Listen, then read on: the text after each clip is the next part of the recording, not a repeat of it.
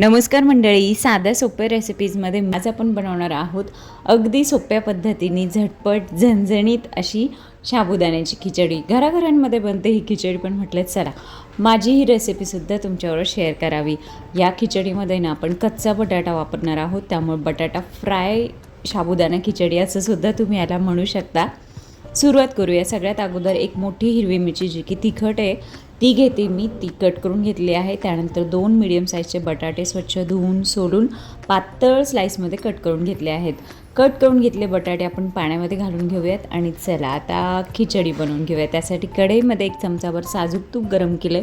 साजूक तुपाच्या ऐवजी तुम्ही शेंगदाण्याचं तेलसुद्धा वापरू शकता आणि त्यामध्ये मी मिरच्या अगोदर फ्राय करून घेणार आहे. मंडळी, तुम्ही जर जिरे खात असाल ना उपवासाला, तर अगोदर जिरे ॲड करा आणि नंतर हिरवी मिरची ॲड करा. त्यानंतर बटाटे जे आपण कट करून घेतले होते ते ॲड करूया पाण्यामधनं काढून. आणि हा बटाटा आपल्याला परतून घ्यायचा साधारणतः 10 मिनटासाठी मीडियम हीटवर मध्ये मध्ये हलवत राहायचं आहे. आणि थोडंसं मीठसुद्धा मी ह्याच्यामध्ये ॲड करते, जेणेकरून बटाटा छान लागतो खिचडी खाताना. तर बटाटा आपला फ्राय होतो तोवर आपण काय करायचं आहे, 1 वाटी भरून भाजलेले शेंगदाणे, खरपूस भाजलेले शेंगदाणे घ्या आणि ते सोलून घ्यायचे आहे. त्यामध्ये 1 हिरवी मिरची घातली मी आणि त्याची अशा प्रकारे पावडर किंवा कूट करून घेतलेला आहे.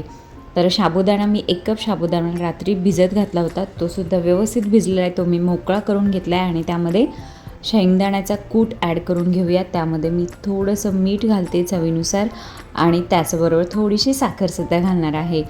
तर मंडळी, साखर ऑप्शनल आहे, तुम्ही नसेल खात, तुम्हाला नसेल आवडत तर नका ॲड करू. अगोदर आपण हा साबुदाणा, मीठ, साखर आणि कूट हे जे मिश्रण आहे ते मिक्स करून घेऊयात आणि नंतर आपण ते कढईमध्ये ॲड करणार आहोत. तर आपला बटाटा जो आहे ना थोडासा ब्राऊन व्हायला लागला आहे, म्हणजेच तो शिजलेलासुद्धा आहे. तर या स्टेजला आपण ह्याच्यामध्ये जे खिचडीचं मिक्सचर होतं ते ॲड करून घेऊया आणि सगळं छान परतून घ्यायचं आहे मंडळी. आणि या स्टेजला ना आपण ह्याच्यामध्ये 1 चमचाभर साजूक तूपसुद्धा ॲड करणार आहोत. आपण अगोदर फक्त 1च चमचा साजूक तूप घातलं होतं आणि आत्ता थोडंसं ॲड करतो आहे. खूप छान टेस्ट येते यामुळे आणि खिचडी मोकळी मोकळी होते मस्त. तर व्यवस्थित सगळी खिचडी परतून घ्यायची आणि आता झाकण लावून मी 5 मिनटासाठी वाफ घेणार आहे.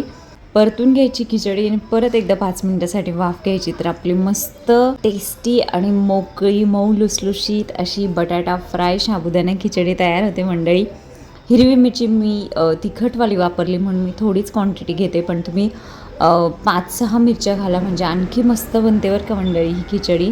तर ही खिचडी मी अगदी सिंपल अशी दह्याबरोबर सर्व करून घेते. तुम्ही कोशिंबिरीबरोबर, शेंगदाण्याच्या आमटीबरोबर सुद्धा सर्व करू शकता. त्याचबरोबर मंडळी, तुम्ही जर माझ्या चॅनलवर नवीन असाल ना, तर माझ्या चॅनलवर ना तुम्हाला उपवासाच्या भरपूर रेसिपीज पाहायला मिळतील. त्याचबरोबर बटाटा किसून साबुदाण्याची खिचडीसुद्धा मी दाखवलेली आहे, ती पण खूप छान बनते मंडळी. त्यामुळे ती रेसिपीसुद्धा ट्राय करा. व्हिडिओ आवडल्यास लाईक करा, शेअर करा आणि माझ्या चॅनलला सबस्क्राईबसुद्धा करा मंडळी. व्हिडिओ शेवटपर्यंत पाहताय त्यासाठी तुमचे खूप थँक्यू. असंच पर्यंत देत राहा. बाय.